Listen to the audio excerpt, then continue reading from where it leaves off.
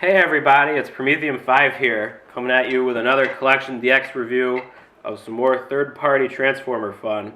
This is the next installment in my set of reviews on TFC Toys Uranos project, which is a modern update of G1, the G1 aerial bots who combine into Superion. So today we're going to be talking about F-15 Eagle, who was the second release and forms a foot and lower leg, and he's pretty awesome. I talked a lot about kind of, some concerns I had with F4 Phantom, but how much fun I was having with him just as an individual figure. And F-15 Eagle is sort of the opposite of that. The figure is not maybe quite as amazing as Phantom, but it seems like he does a really good job of doing what he needs to do to be a cool jet toy and a combiner bit. So let's just get down to it. This is the jet mode, obviously, and like Phantom, really clean jet mode. Really, a lot of accurate detail. Some nice weathering on the afterburners in the back. A lot of cool little markings and decals and stuff. He's got some numbers and stuff on the tail fin that are supposed to read. They look kind of like Air Raid, and Eagle is the modern update of Air Raid from the original aerial bot set, so that's kind of a fun little touch. Definitely needs some big Autobot symbols on the wings though. And here is the G1 knockoff Air Raid, a little tiny baby there. This guy's broken on both ends, so we're not going to touch him too much. But you can see, a lot of the same detail, but the same thing I mentioned with Phantom, the extra markings and stuff have been toned down a little bit, which I think looks better overall. I mean, I like the gray and red kind of finer pinstripes on the wings than the big chunky yellow, and I don't even know what that's supposed to be on the wings of this guy, and no crazy yellow tail fin. So they've done a really good job of balancing the G1-ness, with these goofy colored airplanes, with not making them too crazy, like it's easy to do with nodding back to that 80s style. We're actually going to talk first about one of the accessories, I guess the accessory. With F4 Phantom, he came with, because he's an arm, he came with just a big, posable fist. It didn't really do anything when not in use as a hand. But TFC Toys actually came up with a really cool feature for the feet, to make them useful when you're not using them as feet. So this is the foot. Obviously, it has crazy toe articulation that you'll never use, and a nice ankle rocker with a lot of big clicks, so it won't top over. And that same six-sided kind of common connection point that I think means you could make Air Raid into an arm if you wanted. And then there's one extra little addition to all that. This yellow clear piece, which slightly has 1 point of movement on it, and you can hook that in here, and it's got tabs on the sides. You can actually use the foot with this clear part as a flight stand for Phantom, for Eagle, which I think is really cool. So let's do that for Zeus. So, same deal, pretty clean, but not, accurate underside. It's got working landing gear, and then to hook them into the flight stand, we got to slide these guys out, and there's some tabs here that we just hook into, and it's nice and solid, feels good. The only thing that it kind of is a bummer with this guy in jet mode, aside from the intakes don't really clip on anywhere, everything else is pretty solid, and the tail fins kind of have the same problem as most updated Seeker toys, just because the tail fins kind of float wherever, and they don't have any good clips. So here is Eagle on the flight stand, and it looks good. He's flying around all on his flight stand. He's nice and solid. It's not gonna tip over or anything, and just a cool little addition that they didn't have to do, but I like that they did. And same deal for the all the detail and stuff. He's got an opening cockpit, just like Phantom, that you need some pretty small fingernails to get into, which I don't have. There we go. So the cockpit opens, and he's got 2 seats that are painted pretty nicely. And then he also has an opening nose cone, which is tough to get apart, with a little ray dome inside there. So that's just, you know, kind of a cool little detail that is, they use the nose cone splitting apart for the transformation to leg mode. So it's cool that they threw a little extra detail in there because it looks better than just kind of a flat spot there. So that's all fun. And just like with Phantom, we're going to talk about the limb mode next, just because it's halfway between robot and jet mode. So we'll start by taking off the flight stand part. I'll put him down. This yellow part doesn't really go anywhere else, which is kind of a bummer, but we'll just set it aside.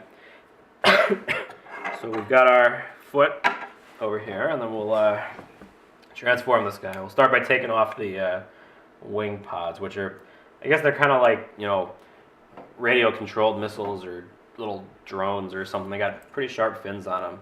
The only thing that's weird with the drones is, in the original prototype photos, they were actually shown hooked on close to the jet on the inner hardpoint, which I think looked a little better, but they must have changed the design of the fins or something, because you can't actually do that now. The fins here all butt up against where the fist sticks out, so you can't get them in there. You can sort of put them on where the fists stick out. And I guess that's not too bad, but I thought they looked pretty good on the inner hard point of the wings, which you can't do now. So, again, you know, things change between the prototype and the, excuse me, and the final figure. We'll never know why. The other thing that's kind of interesting, I don't know why, but the peg for the drones actually folds, and I guess maybe that's, you know, if you wanted to display them kind of flying around on their own or something. There's nothing about it in the directions, so I don't know if there was a plan for that I'm missing. But that's all fine. We'll take that stuff over there. So we're going to transform this into leg mode. I actually find it easier. I didn't mean to do that, but the wings do come off just like on F4 Phantom. It's almost easier to transform this guy with the wings off, just because there's a lot of little pokey bits that get in the way. They do have a nice tab on there that keeps them from, you know, twisting all around and stuff. But I'm going to cheat and I'm going to take those off. So we fold the intakes back, and the nose cone section all comes back. This guy splits out of the way. Fold the tail fins up. And then I'm going to put the foot on next just because it's easier. So we actually have to fold the afterburners back. And they open up kind of like the engine compartments on the heel spurs of the new Masterpiece Seeker mold. Which makes sense because, you know, it's an F-15 Eagle and there's only so many ways you can kind of do basically the same transformation scheme. So those guys are folded out of the way. Just split the legs apart and tuck the combination bit in there, which I have on upside down. Just turn that around. That just pegs on, but it does fit on pretty snugly, so I don't think it's gonna, you know, the feet aren't gonna fall off or anything. That clips on there. And we can talk for a second about one thing that's kind of annoying with this guy. The arms split in half, just like on F4 Phantom, and they're supposed to tuck in alongside the fuselage like they do on Phantom. They don't quite fit right. They just like a hair too fat or something. It's kind of, you can kind of squirrel them around and get them in there, but then they just sort of pop out again. I don't know if it's just, you know, just a slightly off calculation, you know, in CAD or something. But, you know, whatever. It's just a little annoying, but not anything that matters. So this is all, the chest piece comes down. There's a tab there that sort of clips into. It doesn't quite go in all the way. And then here's the same common transformation point, and it's got the same major, you know, clicky ratchet there. I've been trying to figure out if you can make this guy into an arm, because like I said, the combination parts hook on the same way. It doesn't seem like there's any way to get the nose cone out of the way to do that. So somebody will probably come up with a alternate transformation that they can make an arm out of him, but I don't think I'm that creative. So that's stuff's all there. We can just put the wings back on. Oops. The black plastic kind of feels almost slippery. I don't know. It's just really nicely polished or whatever. So the wings tuck back. And this guy goes back on there. And I think I have that upside down. Yeah, I'm gonna say they go this way. They're probably better off that way. In the directions, they have you leave the wings extended like that. This seems like you get kind of a cleaner leg mode if you tuck the wings in. So that's what I do. So here we have a foot, and these guys go back on here. I mean, it's pretty boring on its own. It's just, you know, it's got to be solid because he has to hold half the figure up. But as feet go, I mean, he's pretty good. The ankle, like I said, has motion. It has a rocker, and it can swivel, and then the toes do all sorts of crazy stuff. And nice big feet, and, you know, a lot of footprint, and nice and tight. So based on Eagle alone, it seems like Uranos should be pretty well balanced. But, you know, we got to see how everything hooks together in combined mode to decide. But, you know, like I said, as combining robot feet go, pretty good. So if you're looking for the combination mode stuff, that's what we got so far. So now we're going to go to robot mode, who is pretty cool. Like I said, the arms just kind of come out real easy. I'm not sure why, but that's okay because we're going to transform them in a second and it won't matter. So they come back together like that, which I think it's cool that they managed to split the arms in half to, you know, avoid that problem that a lot of jet transformers have, where they just have, you know, like normally proportioned limbs that end up too fat for any kind of sleek jet mode. So it's cool that they managed to come up with a solution that allows the jets to be a little more sleek and accurate. I like that. Just put all this crap back over here. So the legs, these are in the way. The legs just pull down and you unfold the toe, kind of just like on Phantom. And do that, and then you got to kind of adjust the afterburners to make the heels. You want to just kind of angle them so there's some room to work with there. And then the tail fins can spin around to look even more like a Starscream style Seeker. And then you can turn the wings around. It's kind of confusing because in the artwork for this guy on the box and stuff, they do the wings on the back differently than the instructions in the figure do. So I guess it's kind of, you know, up to your taste how you want them. They actually put the wings out on the box art, which gives them, you know, kind of a broader silhouette. That, you know, that seems right, but you know, you're one step away from just taking the wings this way and taking the fins back out, and now you've got, you know, like just a Seeker, you know, an F-15 style Starscream type figure. Some people have thought that maybe they're going to do a Seeker repaint of this set, and they just released a sort of Protectabot style repaint of Hercules, which is the Devastator set. So it makes sense that you would plan for some kind of repaint. And I mean, if you were going to make a Seeker figure just on its own, Eagle here actually is a pretty good one. He's probably nicer than the Hasbro Deluxe Seeker, but excuse me. Then again, you know, Hasbro's Deluxe upgraded Seeker mold cost like $15 when it came out, and Eagle cost $100. So if all you wanted was a nice Decepticon jet style figure, I don't think Eagle makes sense. But as an awesome aerial bot who's going to combine with his friends into a giant robot, I think this guy's pretty good. So I'll put the wings back, because I like that he doesn't look like a Seeker, even though he is an F-15 transformer. The back part here kind of just sort of flops around. It doesn't really lock into anything, but it's got a sort of a double hinge here. The one section is tight and one is not, so you can sort of force it where it needs to be.